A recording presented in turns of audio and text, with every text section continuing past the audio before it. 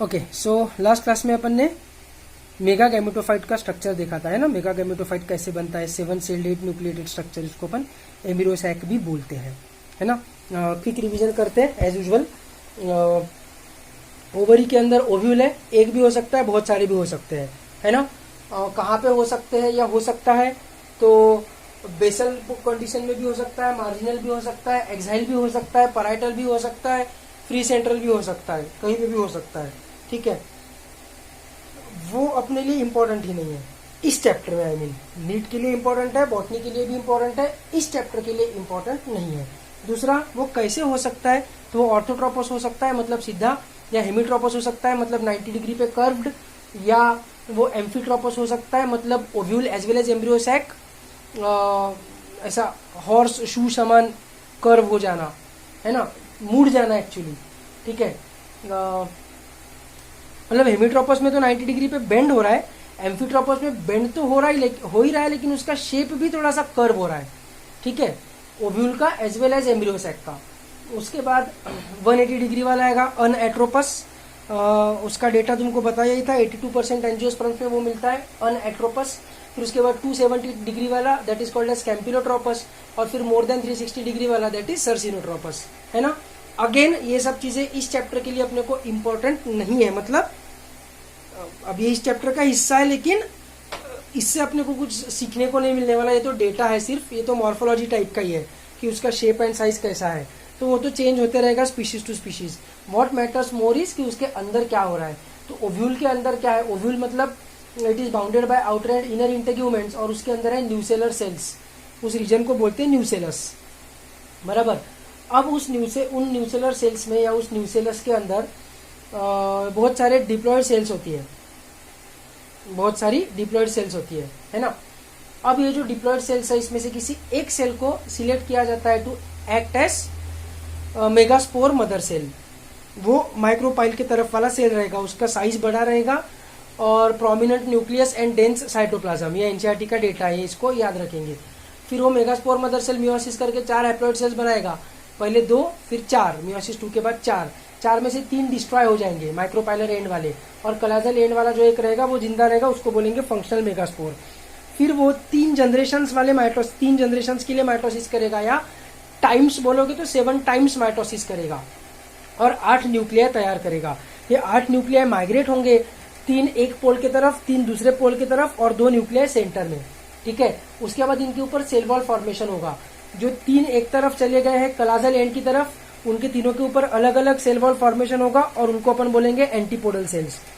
बीच में जो 2 है उनके अराउंड कॉमन सेल वॉल आएगा, और उनको अपन बोलेंगे polar nuclei of the central cell, ठीक है। ऑफ द मतलब सेंट्रल सेल के अंदर पोलर न्यूक्लियाई, और दूसरा जो माइक्रोपाइलर एंड है उस तरफ जो 3 न्यूक्लियाई माइग्रेट हुए हैं उसमें 2 के ऊपर सेल वॉल तैयार हो जाएगी, जिनको अपन बोलेंगे सिनर्जिड सेल्स, और तीसरा वाला जो सिनर्जिड सेल्स के पीछे रहेगा सेल, उसको अपन बोलेंगे एग सेल या ओवम।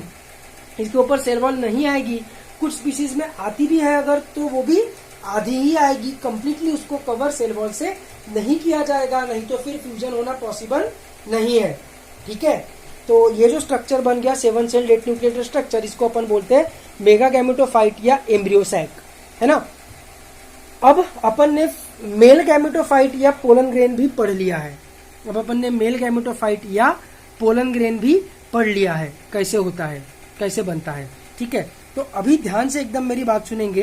क्या होता है कि फीमेल गैमेटोफाइट जो है, फीमेल गैमेटोफाइट में अपने को क्या क्या दिख रहा है, फीमेल गैमेटोफाइट में अपने को दिख रहे हैं एंटीपोडल सेल्स, फीमेल गैमेटोफाइट में अपने को दिख रहा है 2 सिनर्जिड सेल्स, और इसके पीछे एग सेल, इसके पीछे है, ये 3 डायमेंशनल है, ठीक है। और यहाँ पर सेंट्रल सेल, और सेंट्रल सेल के अंदर क्या है, सेंट्रल सेल के अंदर है पोलर न्यूक्लिया है, बराबर। और अपना जो पोलन ग्रेन है, पोलन ग्रेन में क्या है, पोलन ग्रेन है डाइकॉट का पोलन ग्रेन बनाता हूं, तो डाइकॉट के पोलन ग्रेन में 3 जर्म पोर्स रहेंगे, बराबर है ना। ये 1, ये 2, ये 1, ये 2 और ये 3 जर्म पोर रहेंगे, ट्राइकॉल्पिट, क्योंकि डाइकॉट का पोलन ग्रेन है। इसके अंदर एक बड़ा सा वेजिटेटिव सेल है, और जनरेटिव सेल इसके साइटोप्लाज्म में तैर रहा था, लेकिन अभी जनरेटिव सेल खत्म हो चुका है। जनरेटिव सेल ने माइटोसिस करके 2 सेल्स को तैयार कर लिया है, ये है 2 मेल गैमेट्स, है ना। 60% एंजियोस्पर्म्स में वो जनरेटिव सेल के साथ निकलेगा पोलन ग्रेन, और फिर स्टिग्मा पे गिरने के बाद वो जनरेटिव सेल माइटोसिस करके इन दोनों को गिव राइज करेगा। और 40% एंजियोस्पर्म्स में पहले ही इन दोनों को बनवाकर मतलब 3 सेल का होकर पोलन ग्रेन निकलेगा इन 40% एंजियोस्पर्म्स। तो मेरा मुद्दा यह है कि ये तो सिर्फ एग्जाम के पॉइंट ऑफ व्यू से काम का है, 60% और 40% का डेटा। बॉटनी के पॉइंट ऑफ व्यू से मैटर नहीं करता, क्योंकि अल्टीमेटली तुमको 3 सेल्स के लेवल पे रीच करना ही है। तो अपन ने 3 सेल्स वाला पोलन ग्रेन बना दिया, है ना। अब इन दोनों को अपन मेल गैमिट्स बोल रहे हैं, इन दोनों को हम मेल गैमिट्स बोल रहे हैं, बराबर है। इसमें से एक मेल गैमिट जो है, इसमें से एक मेल गैमिट वो फ्यूज होने वाला है इस एग के साथ, ये भी हैप्लॉइड ऑब्वियसली और ये भी हैप्लॉइड ऑब्वियसली। तो ये वाला हैप्लॉइड ये वाले हैप्लॉइड के साथ फ्यूज होके क्या बनेगा, ये दोनों हैप्लॉइड फ्यूज होके बनेगा 2n, this is nothing but zygote, जो ग्रो होगा एम्ब्रियो में, जस्ट लाइक ह्यूमन बीइंग्स, कुछ भी अलग नहीं है ना। और ये जो दूसरा मेल गैमिट है ये फ्यूज होगा ये सेंट्रल सेल के साथ, उनके पोलर न्यूक्लियाई के साथ। तो इनका जो प्रोडक्ट रहेगा वो कैसा रहेगा, इसका n, इसका n, इसका n, तो 3 n हो जाएंगे,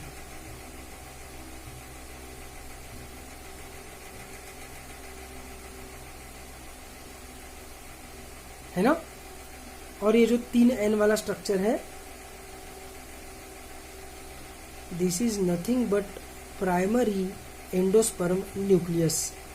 डरने का नहीं, ये क्या इतना बड़ा नाम आ गया, अरे कुछ नहीं है। एंडोस्पर्म जिससे बनेगा वो प्राइमरी एंडोस्पर्म,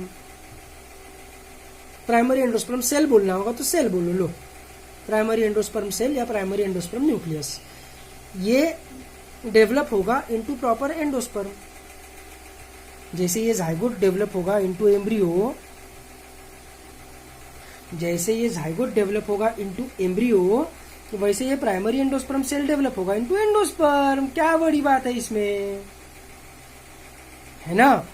तो यहाँ पर 2 जगह फर्टिलाइजेशन हो रहा है, तो this is called as double fertilisation, this is called as double fertilisation.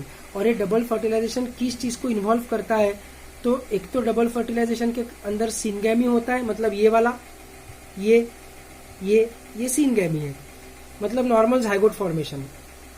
सिन मतलब फ्यूजन, गैमी मतलब गैमिट्स, 2 गैमिट्स फ्यूज हो रहे हैं एक दूसरे के साथ, male gamete female gamete fuse हो रहे हैं एक दूसरे का, सिंपल, ऐसा ह्यूमन बीइंग्स में भी होता है।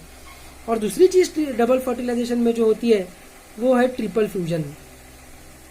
एक्सप्लेन करने की जरूरत ही नहीं है, दिख रहा है यहाँ पर अपने को 1 2 3 ट्रिपल फ्यूजन। क्या फालतू चीज है, क्या आसान चीज है।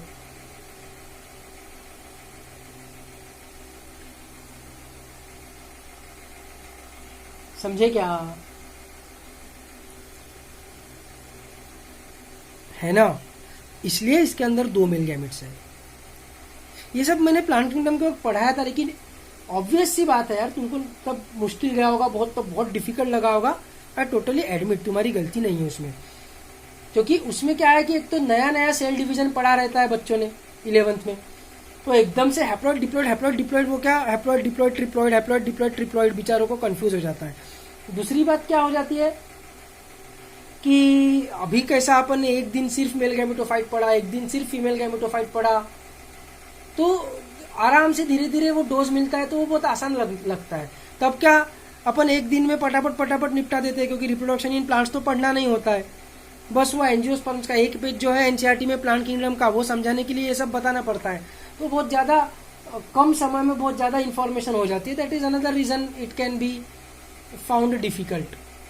तो इस साल तो मैंने डिसाइड किया है कि अभी जो 11th के बच्चे उनको प्लांट किंगडम पढ़ाऊंगा ही नहीं, पूरा 11th का सिलेबस हो जाने के बाद उनको 12th में रिप्रोडक्शन इन प्लांट्स पढ़ाऊंगा, उसके बाद प्लांट किंगडम पढ़ाऊंगा। तुमको भी अभी रिप्रोडक्शन इन प्लांट्स के बाद प्लांट किंगडम की रिवीजन कराऊंगा। You will find it extremely easy now that you will be done with reproduction in angiosperms, क्योंकि अभी डिटेल में चीजें क्लियर हो जाएगी ना, गैमेटोफाइट्स स्पोरोफाइट क्या चक्कर है, तो आसानी से समझता है। ठीक है, तो एनीवेज आई होप कि अभी समझ में आ रहा है। नहीं समझ में आ रहा है तो क्या करने का है, तुमको बताना ही है। ठीक है, और साक्षी एंड समवन एल्स, उस दिन डाउट क्लास में तुमने एक क्वेश्चन पूछा था, हाँ वर्नलाइजेशन वाला शायद, तो उसमें मैंने बोला था कि एक बार वीडियो देख लो, आसान है, वीडियो देखने के बाद समझ जाएगा। अगर नहीं समझा तो बताना, व्हाट्सएप पे वीडियो कॉल करके इंडिविजुअली समझा दूंगा। तो समझा कि नहीं समझा मेरे को बता देना, ठीक है। और भी ऐसा कोई बड़ा टॉपिक है जैसे ये भी अगर किसी को नहीं समझा है तो मेरे को बताना, फिर मैं व्हाट्सएप कॉल करके इंडिविजुअली समझा दूंगा। क्योंकि जूम के डाउट क्लास में क्या बहुत सारे लोग रहते हैं, तो we can not waste time in explaining bigger concepts, है ना, जो मैक्सिमम लोगों को समझी होगी। तो अगर कोई बड़ी चीज़ है, जैसे ये चीज़ नहीं समझ में आ रही होगी, मेगा गैमेटोफाइट, माइक्रो गैमेटोफाइट, तो डू मैसेज मी। ज़्यादा बड़ा एक्सप्लेनेशन की रिक्वायरमेंट होगी तो अपन इंडिविजुअली व्हाट्सएप कॉल करके मैं तुमको समझा दूंगा, वीडियो कॉल करके, ठीक है। एनीवेज, तो बढ़ते हैं आगे। तो इसलिए यहाँ पर 2 मेल गैमेट्स की रिक्वायरमेंट है, ये तो अपने को समझ गया, है ना। फिर यहाँ पर भी मैंने तुमको बताया था कि ये एग है, इसके ऊपर सेल वॉल नहीं रहेगा, रहा तो भी आधा अधूरा रहेगा, नहीं तो फ्यूजन कैसे होगा। वही चीज मैंने इसके बारे में भी तुमको बताई थी पिछले क्लास में। यहाँ पर डायग्राम बनाई है ये कि इसके ऊपर सेल वॉल रहेगी लेकिन आधी अधूरी रहेगी, ताकि जो मेल गैमेट आ रहा है दूसरा वाला वो इसके न्यूक्लियस के साथ, इसके सेल मेम्ब्रेन के साथ अच्छे से फ्यूज हो सके, प्लाज्मोगैमी अच्छे से हो सके, इसलिए, ठीक है। तो यहाँ पर 2 बार फर्टिलाइजेशन हो रहा है, एक फर्टिलाइजेशन में सिनगैमी होने वाला है और दूसरे फर्टिलाइजेशन में ट्रिपल फ्यूजन होने वाला है, ठीक है। I hope the concept is extremely easy, I don't think कि इसमें कुछ मुश्किल है, ठीक है। लेकिन ये सिनगैमी और ट्रिपल फ्यूजन के लिए क्या करना पड़ेगा, अपने को 2 चीजें करनी पड़ेगी। ये सिनगैमी और ट्रिपल फ्यूजन करने के लिए, मतलब basically for the male and female gamete to meet, male और फीमेल गैमेट के फ्यूजन के लिए, उनके मेटिंग के लिए अपने को क्या करना पड़ेगा, 2 रिक्वायरमेंट्स है ना। उसके लिए अपने पास 2 रिक्वायरमेंट्स है। कौन सी? तो पहली रिक्वायरमेंट है कि पोलन ग्रेन को ट्रांसपोर्ट करना पड़ेगा। सबसे पहले तो transporting the pollen grain to the stigma. Pollen grain male flower में रहेगा, स्टिग्मा फीमेल फ्लावर में रहेगा। तो सबसे पहले तो उसको मेल फ्लावर से फीमेल फ्लावर तक लेकर जाना पड़ेगा, सबसे पहली चीज। दूसरी चीज, पोलन ग्रेन में जो मेल गैमेट है उसका भी तो ट्रांसपोर्टेशन करना पड़ेगा फ्रॉम स्टिग्मा टू ओवरी। ये भी उतना ही इंपॉर्टेंट है। सिर्फ स्टिग्मा पे पहुंच गया मतलब नहीं चलता, है ना। ये तो स्टिग्मा है बस, स्टिग्मा के बाद इतना बड़ा स्टाइल है और स्टाइल के बाद ओवरी है, ओवरी के अंदर ओव्यूल है, ओवरी के अंदर ओव्यूल है और ओव्यूल के अंदर माइक्रोपाइलर एंड के पास एम्ब्रियो सैक के अंदर एग है ना। तो यहाँ पर पोलन ग्रेन आ भी गया तो भी कहानी खत्म नहीं। उसके बाद मेल गैमेट को स्टाइल क्रॉस करके ओवरी के अंदर जाके ओव्यूल के अंदर जाना पड़ेगा थ्रू द माइक्रोपाइल। तो 2 लेवल्स, 2 चीजें अपने को करनी है। तो ये जो चीज है, पोलन ग्रेन को मेल फ्लावर से फीमेल फ्लावर के स्टिग्मा तक ले जाना, एंथर में से निकालना।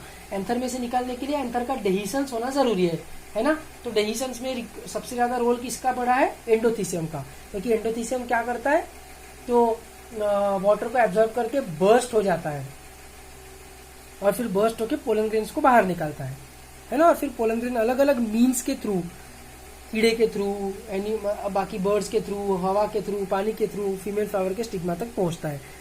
इसको बोलते हैं पॉलिनेशन। और फिर स्टिग्मा पे पहुंचने के बाद स्टिग्मा से ओवरी तक वो पोलन ग्रेन में से मेल गैमेट्स कैसे जाते हैं, तो उसके लिए something called as pollen pistil interactions are needed. उसके लिए something called as pollen pistil interactions are needed.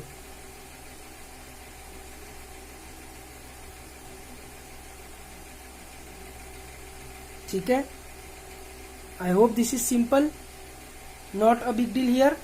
ठीक है, तो आज के क्लास में अपन क्या पढ़ने वाले हैं, आज के क्लास में अपन पढ़ने वाले हैं पॉलिनेशन। आज के क्लास में हम लोग पढ़ने वाले हैं पॉलिनेशन।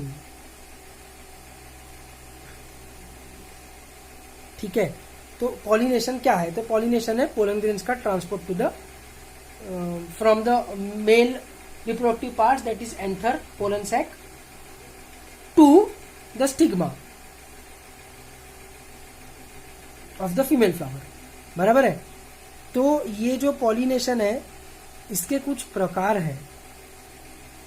पॉलिनेशन के प्रकार बोल रहा हूं मैं, पॉलिनेशन के कुछ प्रकार है। एक प्रकार है autogamy,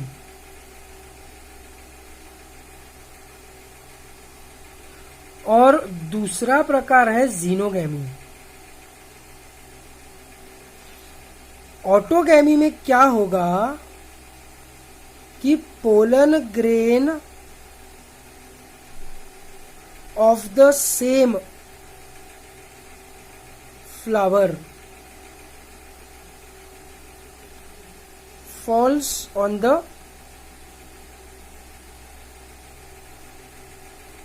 pollen grain of flower falls on the stigma of the same flower, है ना। ऐसा फ्लावर है, पेटल्स, सेपल्स, थैलेमस, पेडिसेल। इसके एंथर में से पोलन ग्रेन्स निकल कर इसी के स्टिग्मा पे गिर गए। इसके एंथर में से पोलन ग्रेन्स निकलकर इसी के स्टिग्मा में गिर गए। ठीक है। ऐसा किस में होगा? ऑब्वियसली बायसेक्सुअल फ्लावर में। बायसेक्सुअल फ्लावर मतलब एक ही फ्लावर में मेल और फीमेल दोनों रिप्रोडक्टिव पार्ट्स प्रेजेंट है। बाय मतलब दोनों, सेक्सुअल मतलब सेक्सुअल। तो बायसेक्सुअल फ्लावर में ये होगा, ऑटोगैमी होगी। ठीक है, समझ में आ रहा है। दूसरा रहेगा जीनोगैमी।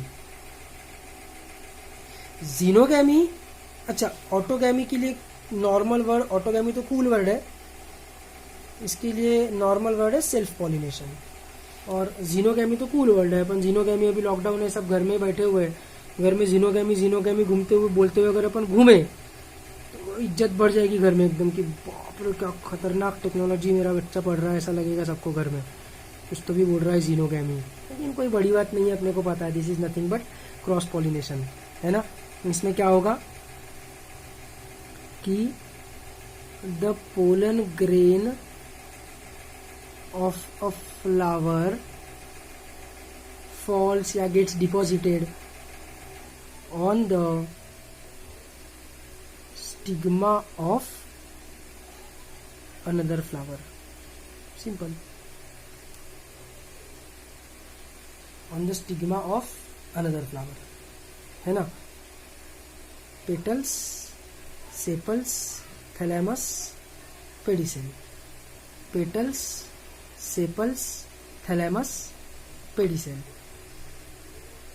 ठीक है। एक सेकंड, अनदर फ्लावर ऑफ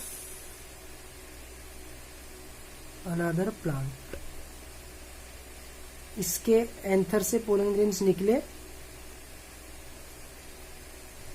और इसके स्टिग्मा पे जाके डिपॉजिट हो गए, है ना। ऐसा किस में होगा? ऑब्वियसली यूनिसेक्सुअल फ्लावर्स में होगा। देखो ये फ्लावर, देखो ये बायसेक्सुअल फ्लावर है, इसी में एंथर है, इसी में एंथर है सॉरी, और इसी में ओवरी मतलब कार्पेल पिस्टिल है, इसी में स्टेमेन, इसी में पिस्टिल। इसमें देखो, इसमें सिर्फ स्टेमेन है, इसमें सिर्फ पिस्टिल है, यूनिसेक्सुअल फ्लावर, है ना। एंड बायसेक्सुअल फ्लावर्स भी, बायसेक्सुअल फ्लावर्स में क्यों नहीं होगा भाई? ऐसा जरूरी थोड़ी है कि बायसेक्सुअल फ्लावर्स में पोलन ग्रेन निकल कर इधर ही गिरेगा। ज्यादा जोर से हवा बही तो पोलन ग्रेन निकल के इसे दूर भी जाके गिर सकता है। ऐसा थोड़ी है कि बायसेक्सुअल फ्लावर में ये क्रॉस पॉलिनेशन हो ही नहीं सकता, ऐसा थोड़ी है। Obviously unisexual as well as bisexual flowers में क्रॉस पॉलिनेशन हो सकता है, not a big deal at all. ठीक है, समझ रहा है। इसमें ये ऑफ अनदर प्लांट लिखना क्यों रिक्वायर्ड है? क्योंकि इसमें ना एक तीसरा प्रकार भी रहता है।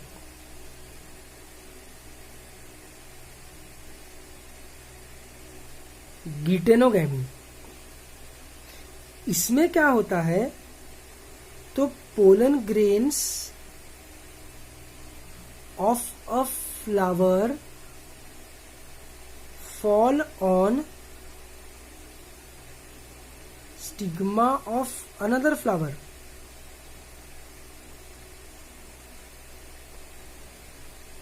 The pollen grain of a flower falls on stigma of, अरे सर इधर पढ़ा रहे हो, ये क्या पढ़ रहे हो, अरे रुक एक सेकंड, 2 मिनट रुको। Of another flower no doubt, but इसमें क्या है जीनोगेमी में, ऑफ अनदर प्लांट, इसमें है of the same plant. No no, I don't agree कि ये मुश्किल है, बिल्कुल भी मुश्किल नहीं है। गिटॉन मतलब नेबर, नेबरिंग फ्लावर पे जाके अगर गिरा, ठीक है। गंदा सा डायग्राम बनाता हूं, एक पेड़ है, ठीक है, इस पेड़ के ये वाले फ्लावर से एंथर निकला, एंथर से पोलन ग्रेन निकला, सॉरी, और इसी पेड़ के स्टिग्मा पे जाके डिपॉजिट हो गया दूसरे फ्लावर के। तो मेरे को बताओ, ये सेल्फ पॉलिनेशन ही नहीं हुआ क्या? जेनेटिक्स के पॉइंट ऑफ व्यू से, मुद्दा समझो, जेनेटिक्स के पॉइंट ऑफ व्यू से ये क्या हुआ? जितना सेल डिवीजन तुमने अब तक पढ़ा है, जितना मियोसिस में मैंने तुमको कैपिटल टी स्मॉल टी की कहानी बताई है, उससे तुमको क्या समझ में आता है? सेक्सुअल रिप्रोडक्शन की रिक्वायरमेंट क्या है, तुमको क्या समझ में आता है? जितना अपन ने पढ़ा है उससे तुमको ये समझ में आता है। वैसे जब अपन जेनेटिक्स पढ़ेंगे ना प्रॉपर, तब तो तुमको और ही सेक्सुअल रिप्रोडक्शन की इंपॉर्टेंस समझ में आ जाएगी, ठीक है। लेकिन सिर्फ सेक्सुअल रिप्रोडक्शन इंपॉर्टेंट नहीं है, रिप्रोड्यूसिंग सेक्सुअली, पर उसमें फ्यूजन ऑफ गैमेट्स जो हो रहा है वो 2 अलग ऑर्गेनिजम्स का होना जरूरी है, तभी तो सेक्सुअल रिप्रोडक्शन का फायदा है ना। एक सेक्सुअल रिप्रोडक्शन के इंपॉर्टेंस को समझाने के लिए एक चीज हमेशा मैं बोलता हूं, एक कहावत तुमको भी बताया ही होगा कभी ना कभी, कि if you have an apple and I have an apple, सफरचंद, सेब, ठीक है, and if we exchange our apples, we both have 1 apples each after exchanging also. पहले मेरे पास 1 एप्पल था, तुम्हारे पास 1 एप्पल था, तुम्हारे पास मतलब तुम में से कोई एक, सबके पास बोलोगे ऐड कर लोगे पूरे क्लास को तो 50 एप्पल्स हो जाएंगे, वैसा नहीं। एक्सचेंज कर लिया 2 लोगों ने एप्पल्स, तो उसके बाद भी दोनों के पास एक ही एप्पल है, कॉमन सेंस है।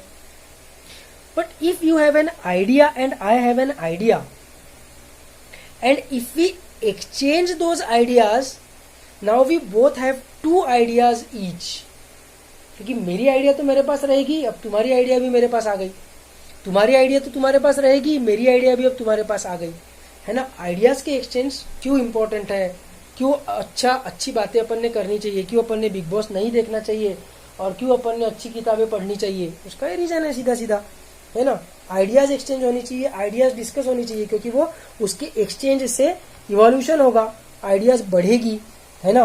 तो जीन जो है ना बच्चों, जीन भी एक आइडिया है, ठीक है। ध्यान से एकदम मेरी बात सुनेंगे। जैसे हाइट की जीन है, अगर हाइट की जीन को अपन टी से रिप्रेजेंट करेंगे, क्यों? क्योंकि हाइट की जीन 2 अलील्स के फॉर्म में एग्जिस्ट करती है। एक ये अलील है which is responsible for tall height, एक ये अलील है which is responsible for dwarf. तो इसमें ये डोमिनेंट है, तो डोमिनेंट वाले से अपन उस जीन को रिप्रेजेंट करते हैं। जैसे round seed and wrinkled seed, तो राउंड का स्पेलिंग R से आता है, रिंकल्ड का स्पेलिंग W से आता है, लेकिन उसमें राउंड डोमिनेंट है, तो उस जीन को अपन R से रिप्रेजेंट करेंगे।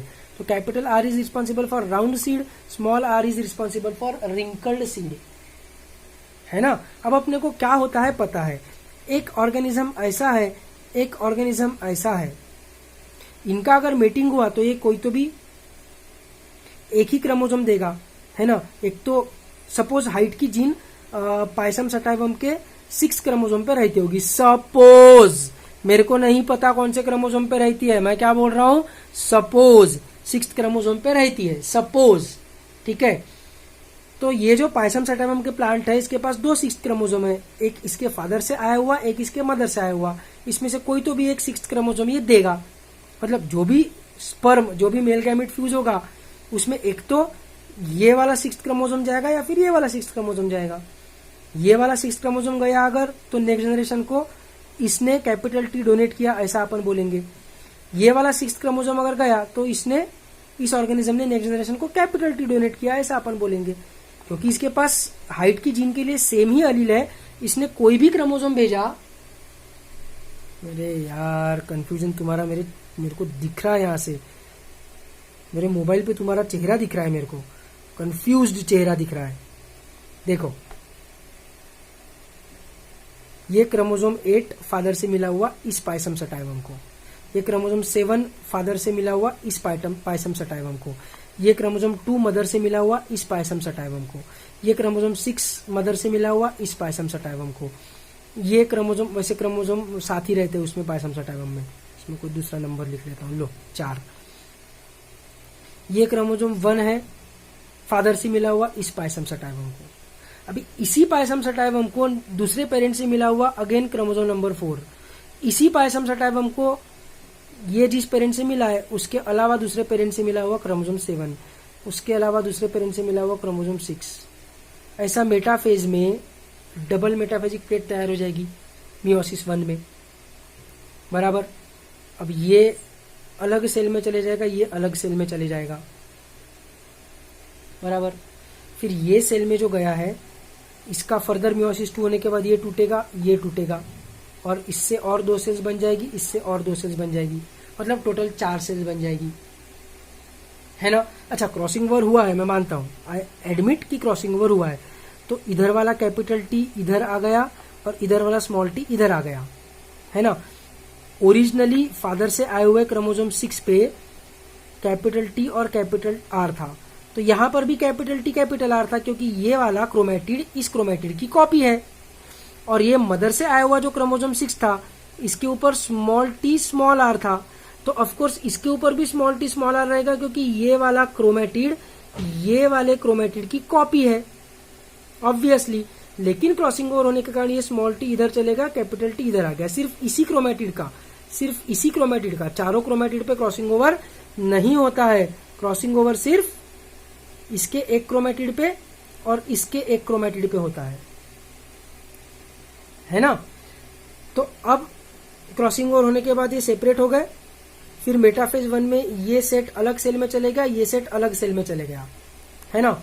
अब मियोसिस 2 में क्या होगा कि जस्ट लाइक माइटोसिस ये क्रोमोसोम्स टूटेंगे,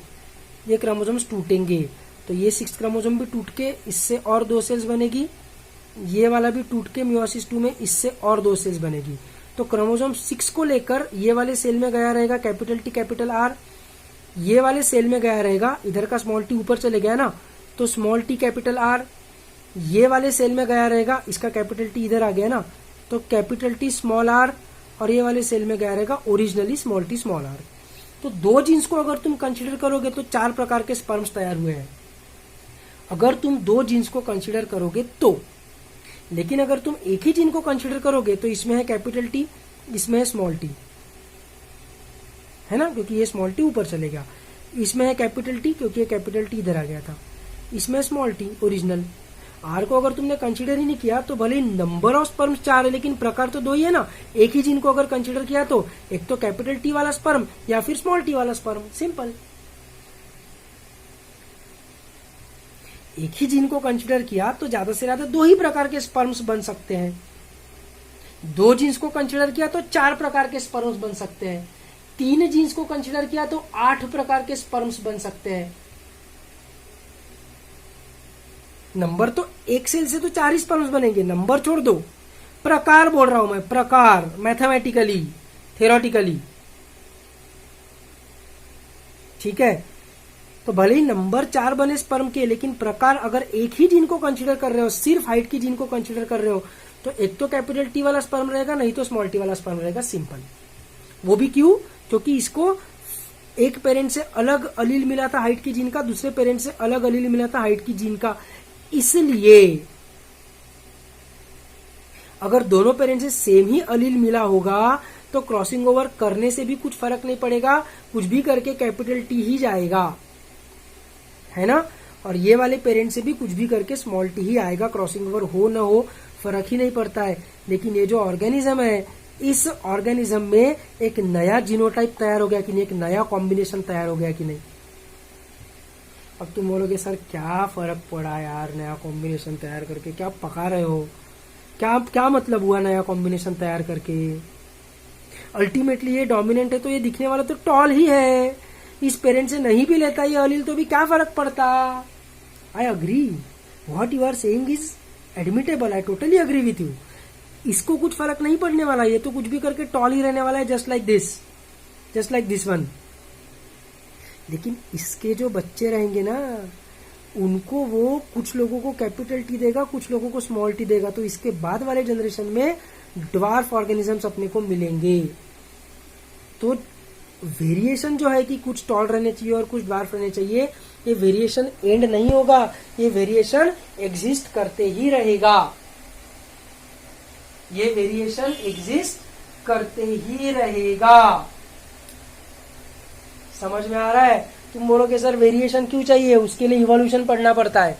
वेरिएशन क्यों चाहिए समझने के लिए, इवोल्यूशन एनटीए ने तुम्हारे सिलेबस से हटा दिया है, लेकिन फिर भी मैं पढ़ाऊंगा, ठीक है, क्योंकि उसके बिना चीजें क्लियर नहीं हो सकती बायोलॉजी की। थियोडोसियस डोब्झांस्की नाम का एक रशियन साइंटिस्ट था, उसने बोला था कि nothing in biology makes sense, biology में किसी चीज का कुछ मतलब ही नहीं निकलता, कोई सेंस ही नहीं बनता, until and unless observed under the light of evolution। उसको इवोल्यूशन के पॉइंट ऑफ व्यू से देखा तो सब चीजों का सेंस बनने लगता है। इसलिए इवोल्यूशन समझना बहुत जरूरी है बायोलॉजी समझने के लिए। तो मैं तुमको पढ़ाऊंगा, ज्यादा डिटेल में नहीं पढ़ाऊंगा, ज्यादा टेस्ट नहीं लूंगा, ज्यादा तुमको परेशान नहीं करूंगा उसके लिए, इवोल्यूशन के लिए, लेकिन पढ़ाऊंगा जरूर, एक टेस्ट लूंगा जरूर। एनसीईआरटी और स्टेट बोर्ड लेवल का तो कवर करूंगा ही मैं, ठीक है, लेकिन अपना सिलेबस हो जाने के बाद करूंगा। तो मेरा मुद्दा ऐसा है कि वेरिएशन रहना जरूरी है। अच्छा एक छोटा सा एग्जांपल दे देता हूँ, वेरिएशन रहना क्यों जरूरी है। कुछ लोग दवाई की दुकान चलाते हैं, कुछ लोग सब्जी वाले हैं, कुछ लोग होटल का बिजनेस करते हैं, कुछ लोग हार्डवेयर का चीजें बेचते हैं, अलग अलग चीजें बेचते हैं, है ना। अब यार वो सब्जी वाला जो है वो सोचता होगा कि मैं कितना गरीब हूँ, वो मेरे सब्जी की दुकान के सामने जो होटल है वो होटल वाला मेरे से ही सब्जी लेके जाता है, लेकिन उसका वो कितना अमीर है ना, क्या मस्त होटल चलता है उसका। सब्जी वाला तो कितना भी सब्जी बेचे तो भी एक होटल वाले जितना अर्निंग उसका नहीं हो सकता, है ना। वो सोचता होगा कि काश मैं भी होटल वाला रहता तो कितना सही रहता, है ना। लेकिन तुम एक चीज सोचो, जैसे ही लॉकडाउन आ गया वैसे ही क्या हुआ कि होटल्स बंद हो गए और सब्जी वाला एसेंशियल सर्विसेज में आने के कारण सब्जी वालों की दुकानें चालू है। अब वो सब्जी वाला सोचता होगा कि अच्छा हुआ मेरा होटल नहीं है, मैं सब्जी वाला हूँ, है ना। मतलब मेरा मुद्दा ये है कि एक्सटर्नल, पहले जब कोरोना नहीं था, लॉकडाउन नहीं था, तब वो सोचता होगा कि होटल वाला पर्सन या सिनेमा हॉल वाला person is a better person, is richer, he is a more prosperous person. जैसे ही लॉकडाउन आ गया, now being a vegetable seller is better, है ना। तो व्हाट इज बेटर, बीइंग मतलब सिनेमा हॉल का मालिक बनना ज्यादा बेटर है कि सब्जी वाला रहना बेटर है। तो ये कोई डिबेट ही नहीं है। क्या बेटर है depends on the external conditions. क्या डिपेंड है, better depends on the external condition. Corona के बिना of course theatre cinema hall का मालिक इज मोर प्रॉस्परस। लॉकडाउन के दौरान दवाई की दुकान वाला, सब्जी वाला, एसेंशियल सर्विसेज वाला सडनली बिकम्स बेटर, है ना। मैंने ए ब्लड ग्रुप और ओ ब्लड ग्रुप वाला एक रिसर्च भी भेजा था ग्रुप पे कि ए ब्लड ग्रुप वालों को कोरोना होने के चांसेस ज्यादा है। इसका ये मतलब नहीं है कि ओ वालों को कोरोना नहीं हो सकता। अगर तुम में से कोई ये सुन के निकलेगा घर के बाहर कि मेरे को क्या टेंशन है, मेरा तो ब्लड ग्रुप ओ है, घूमो, तो तुम्हारे साथ बेवकूफ कोई नहीं रहेगा। ऐसा मैं बिल्कुल नहीं बोल रहा हूँ कि तुमको घूमने का पूरा राइट है, बिल्कुल नहीं, एकदम भी ऐसी बेवकूफ़ी नहीं करने का, ठीक है। लेकिन मुद्दा यह है कि ऐसा एक रिसर्च आया था कि ए वालों को ज्यादा कोरोना होने के चांसेस है। तो देखो वेरिएशन का फायदा कैसे होता है। सभी अगर सिनेमा हॉल के मालिक रहते हैं, सभी का अगर होटल का बिजनेस रहता तो आज सभी को भूखा रहने का वक्त आया रहता, सभी का बिजनेस ठप हो गया रहता। सभी का ब्लड ग्रुप अगर ए रहता तो सभी को कोरोना का इक्वल खतरा रहा रहता। लेकिन वेरिएशन होने के कारण क्या होता है कि कुछ भी एक्सटर्नल कंडीशन चेंज हुई तो भी उस स्पीशीज का कोई ना कोई ऑर्गेनिज्म तो जिंदा रहेगा ही, सभी मर जाएंगे ऐसा नहीं होगा। और अल्टीमेटली इवोल्यूशन को स्पीशीज की चिंता है, एक इंडिविजुअल ऑर्गेनिज्म की चिंता नहीं है। समझ में आ रहा है? कुछ केसेस में टॉलनेस फायदे की चीज है, कुछ केसेस में ड्वार्फनेस फायदे की चीज है, कुछ केसेस में ब्लैक कलर के रैबिट्स का सर्वाइवल ज्यादा अच्छे से होगा, कुछ केसेस में व्हाइट कलर के रैबिट का सर्वाइवल ज्यादा अच्छे से होगा। डिपेंड करता है। स्नोई एरिया में व्हाइट कलर के रैबिट का सर्वाइवल ज्यादा रहेगा, उसका शिकार नहीं हो पाएगा। रॉकी एरिया में जहां पर ब्लैक कलर के रॉक्स है वहां पर ब्लैक कलर के रैबिट का सर्वाइवल ज्यादा अच्छे से होगा, वो कैमोफ्लाज हो जाएगा, छुप जाएगा, उसका शिकार करना मुश्किल हो जाएगा। तो कोई भी कैरेक्टर अच्छा या बुरा नहीं होता है, depends on the external condition. इसलिए हर प्रकार का वेरिएशन स्पीशीज में रहना जरूरी है, पॉपुलेशन में रहना जरूरी है, ताकि कुछ भी एक्सटर्नल कंडीशन चेंज हुआ तो भी वो पूरी की पूरी स्पीशीज खत्म नहीं हो जाएगी, कोई ना कोई तो बच ही जाएगा। इतने मेहनत से, इतने सालों की इवोल्यूशन से बनाई हुई स्पीशीज है, इसलिए इवोल्यूशन को ना स्पीशीज की चिंता रहती है। समझ में आ रहा है? तो ये जो वेरिएशन है ये कैसे मेंटेन होगा? तो ये मेंटेन होने के लिए सेक्सुअल रिप्रोडक्शन बहुत जरूरी है। अगर सेक्सुअल रिप्रोडक्शन नहीं रहा तो इसके सब ऑफस्प्रिंग टॉल के टॉल ही रहेंगे, इसके सब ऑफस्प्रिंग ड्वार्फ के ड्वार्फ ही रहेंगे, हेट्रोजाइगस ऑर्गेनिजम्स आएंगे ही नहीं, है ना। अलग अलग प्रकार के कॉम्बिनेशन, ये क्रॉसिंग ओवर ये होगा ही नहीं।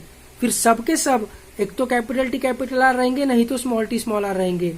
टॉल बट रिंकल्ड या ड्वार्फ बट राउंड सीडेड, ऐसा कॉम्बिनेशन आएगा ही नहीं अगर सेक्सुअल रिप्रोडक्शन नहीं रहा तो, है ना। तो मेरा कहने का मुद्दा यह है कि sexual reproduction is extremely important. यहां पर क्या हो रहा है, इसमें जो जीन्स रहेंगी वही जीन्स इसमें रहने वाली है, क्योंकि सेम ऑर्गेनिज्म है। तो ये सेक्सुअल रिप्रोडक्शन तो हो रहा है एक्चुअल में, मेल और फीमेल गैमिट तो फ्यूज हो रहे हैं, लेकिन जेनेटिक्स के पॉइंट ऑफ व्यू से, जीन्स के पॉइंट ऑफ व्यू से कुछ फायदा हो रहा है क्या? नहीं हो रहा है ना। तो गिटोनोगैमी जो है, गिटोनोगैमी का प्रॉब्लम क्या है कि गिटोनोगैमी जेनेटिकली अगर तुम बोलोगे तो ये सेल्फ पॉलिनेशन है, जेनेटिकली बोलोगे तो सेल्फ पॉलिनेशन है, ठीक है। अच्छा, ये जो जीनोगैमी है ना, क्रॉस पॉलिनेशन, इसमें एक और पॉइंट है कि ये always takes place by some agency. Agency है ना, हवा, पानी, इंसेक्ट, किसी ना किसी एजेंसी के थ्रू ही ये होगा। एक फ्लावर से पोलन ग्रेन दूसरे फ्लावर तक जाएंगे कैसे? कीड़ा नहीं भी आया तो भी कम से कम हवा तो लगेगी, पानी तो लगेगा, है ना। इधर सेल्फ पॉलिनेशन में टेंशन नहीं है, ये पोलन ग्रेन ऐसे बस नॉर्मली भी इधर से इधर ग्रेविटी के कारण भी गिर सकता है। हवा, पानी, इंसेक्ट की जरूरत नहीं है सेल्फ पॉलिनेशन के लिए। यहां पर क्या है कि एक फ्लावर से दूसरे फ्लावर पे जाना है, भले ही वो नेबरिंग फ्लावर है, बिना हवा के या बिना इंसेक्ट के तो जा नहीं सकता। मतलब ये पॉलिनेशन होगा तो किसी ना किसी एजेंसी के थ्रू ही, लेकिन जेनेटिकली वो सेल्फ पॉलिनेशन रहेगा, है ना। तो जेनेटिकली ये सेल्फ पॉलिनेशन है, लेकिन बाय डेफिनेशन अगर तुम देखोगे तो ये क्रॉस पॉलिनेशन है। क्यों क्रॉस पॉलिनेशन है? Because external agency is involve,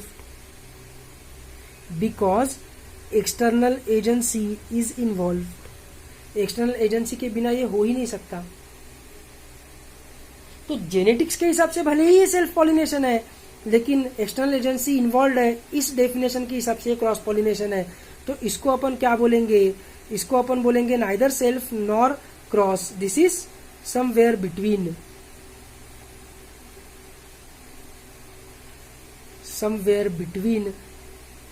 self and cross pollination. मतलब जेनेटिक्स के हिसाब से ये सेल्फ पॉलिनेशन है और डेफिनेशन के हिसाब से ये क्रॉस पॉलिनेशन है। इसको बोलेंगे गिटोनोगैमी। ठीक है, समझ में आ रहा है? क्लियर एकदम? इसमें कोई इशू होना नहीं चाहिए। सिंपल सी कंसेप्ट है, सिंपल सी चीज है। एक छोटी सी चीज बस बताता हूँ, जो अभी मैं बताने जा रहा हूँ ये ना एनसीईआरटी में दिया है ना स्टेट बोर्ड में दिया है, ठीक है। लेकिन गजब की सोचने वाली चीज है कि अगर लेट अस अज्यूम एक पोटैटो का प्लांट है, ठीक है, पोटैटो प्लांट जमीन के नीचे इसकी स्टेम से इसके स्टेम में फूड डिपॉजिट हो गया जमीन के नीचे,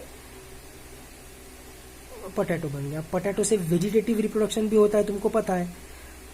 अब सपोज ये पोटैटो यार गलत एग्जांपल ले लिया अपन ने, क्योंकि पोटैटो को अपन यहाँ से निकालेंगे तो ये प्लांट मर ही जाएगा।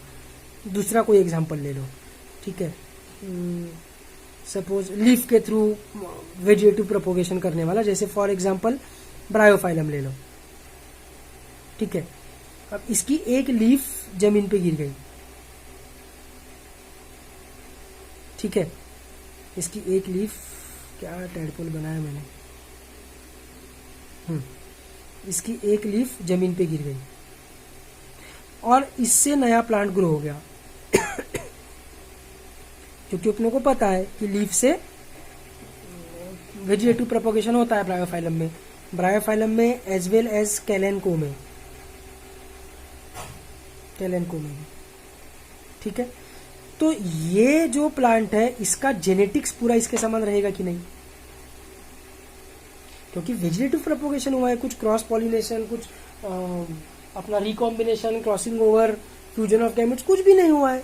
इसके पत्ती में जो डेटा रहेगा, capital T small T, capital R small R, capital P small Q small S, capital L, जो भी रहेगा वो वैसा का वैसा डेटा इसमें सब में रहने वाला है। माइटोसिस करके सीधा सीधा ग्रो हो रहा है वो, है ना। अब सोचो कि इसके फ्लावर के एंथर में से पोलन ग्रेन्स निकालकर इसके फ्लावर के स्टिग्मा पे जाकर गिरे, तो ये तो डेफिनेशन के हिसाब से भी क्रॉस पॉलिनेशन होगा। तो मतलब इसमें तो छोड़ ही दो, different flower of different plant भी हो गया, है ना। तो भी ये जेनेटिकली सेल्फ पॉलिनेशन रहेगा, तो भी ये जेनेटिकली क्या रहेगा, सेल्फ पॉलिनेशन रहेगा। क्यों? क्योंकि ये और ये दोनों का जीन्स सेम है। तो और हायर लेवल की बात है, गिटोनोगैमी के भी आगे के लेवल की ये बात है। इसके बारे में ना एनसीईआरटी या ना स्टेट बोर्ड में दिया है, लेकिन ये भी बात सोचने वाली है। इसको अपन ने we must give a thought over this, ठीक है। ठीक है, तो आज मेरे को एजेंट्स ऑफ पॉलिनेशन भी पढ़ाना था। एक्चुअल में ये एजेंसी हवा के थ्रू, पानी के थ्रू, कीड़े के थ्रू, ये सब भी मेरे को पढ़ाना था आज, लेकिन वो जेनेटिक्स वाले पार्ट के कारण थोड़ा सा समय चले गया। 43 मिनट्स ऑलरेडी हो चुके हैं, तो वो पढ़ाता नहीं हूँ मैं। पॉलिनेशन वाला पार्ट बस अपन पटापट एनसीईआरटी से 1.5 पेज है, 15 मिनट में हो जाएगा। 1 घंटे का वीडियो एज प्रॉमिस्ड खत्म हो जाएगा 1 घंटे का। तो छोटा सा पॉलिनेशन वाला पार्ट बस पढ़ लेते हैं, ठीक है। और मेरी काफी पुरानी एनसीईआरटी है, तुम्हारी एनसीईआरटी में कुछ एडिशनल इन्फॉर्मेशन वगैरह होगी तो do inform me. In the preceding sections, you have learnt that the male and female gametes in flowering plants are produced in the pollen grain and embryo sac, respectively. As both types of gametes are non-motile, they have to be brought together for fertilization to occur. How is this achieved? है ना पहला part. दूसरा part था pollen pistil interaction.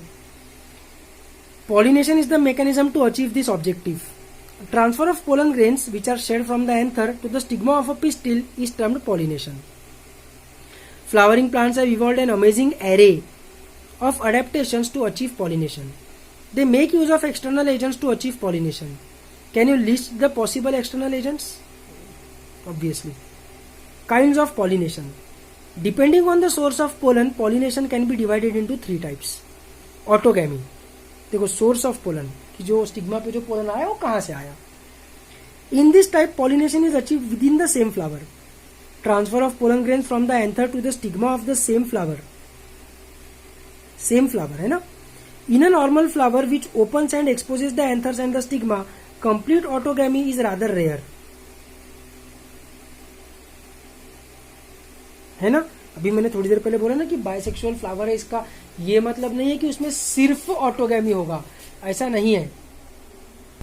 Bisexual flower रहा तो भी xenogamy तो उसमें ऑब्वियसली होगा ही, है ना। कंप्लीट ऑटोगैमी होगा ऐसा नहीं है। हाँ, यूनिसेक्सुअल फ्लावर में कंप्लीट जीनोगैमी ही होगा, उसमें ऑटोगैमी हो ही नहीं सकता। लेकिन बाइसेक्सुअल फ्लावर में ऑटोगैमी जीनोगैमी दोनों होगा, ऑटोगैमी इन such flowers require Synchrony, Synchrony यानी एक साथ, टाइम के पॉइंट ऑफ व्यू से synchronous. In pollen release and stigma receptivity, की इधर स्टिग्मा खुलना चाहिए और इधर पोलन ग्रेन आना चाहिए, साथ में होना चाहिए। And also the anthers and the stigma should lie close to each other so that self pollination can occur. Some plants such as viola, which is called as common pansy, oxalis and commelina produce two types of flowers. इसको underline करेंगे, लिख लेंगे। कैस्मोगैमस, कैस्मो मतलब बंद, क्लिस्टो मतलब कैस्मो मतलब खुला, क्लिस्टो मतलब बंद। तो chasmogamous flowers which are similar to flowers of other species with exposed anthers and stigma, hibiscus के समान खुला हुआ, ठीक है, खुला हुआ। और क्लिस्टो मतलब बंद, क्लिस्टोफोबिया मतलब बंद स्पेसेस का डर। तो cleistogamous flowers which do not open at all, तो वो ओपन ही नहीं होंगे, मतलब उनका पेटल्स जो है वो ऐसे बंद ही रहेंगे, तो उसके एंथर का पोलन ग्रेन उसके स्टिग्मा पे ही गिरेगा, उसमें कुछ डाउट ही नहीं है ना। In such flowers the anthers and stigma lie close to each other when anthers dehisce, वही डेहिसंस वाला डेहिस, एंडोथीसियम वाला। In the flower birds, pollen grains come in contact with the stigma to effect pollination. Thus, clistogamous flowers are invariably, मतलब without any option, autogamous, as there is no chance of cross pollen landing on the stigma, क्योंकि उसका petal जो है वो खुले ही नहीं है, बंद के बंद ही है। कैस्मोगैमस फ्लावर्स के पेटल्स खुल गए हैं, समझ में आ रहा है। Thus, clistogamous flowers are invariably autogamous, as there is no chance of cross pollen landing on the stigma. Cleistogamous flowers produce assured मतलब guaranteed seed set even in the absence of pollinators. Obviously agency की, external agency की requirement नहीं है। Do you think that cleistogamy is advantageous और disadvantageous to the plant? Why? दोनों चीजें हैं। Cleistogamy में क्या होगा कि जेनेटिकली रिकॉम्बिनेशन नहीं होगा,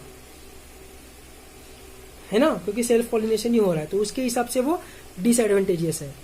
लेकिन फिर अगर उसको एक्सटर्नल एजेंसी नहीं भी मिली, पॉलिनेटर्स नहीं भी मिले, तो भी टेंशन नहीं है, उसका रिप्रोडक्शन नहीं रुकेगा, स्पीशीज डिस्ट्रॉय नहीं होगी, तो इस हिसाब से वो एडवांटेजियस है। इसलिए इन्होंने क्या दिमाग लगाया है, वायोला, ऑक्सैलिस और कॉमेलिना ने, कि कैस्मोगैमस फ्लावर्स भी बना के रखे हैं और क्लिस्टोगैमस फ्लावर्स भी बना के रखे हैं। तो एजेंट्स अगर आए तो सेक्सुअल रिप्रोडक्शन हो जाएगा, वेरिएशन आ जाएगा स्पीशीज में, और किसी रीजन से अगर एक्सटर्नल एजेंट्स पॉलिनेटर्स नहीं मिल पाए उसको, तो भी उसका रिप्रोडक्शन नहीं रुकेगा। तो जबरदस्त दिमाग लगाया है,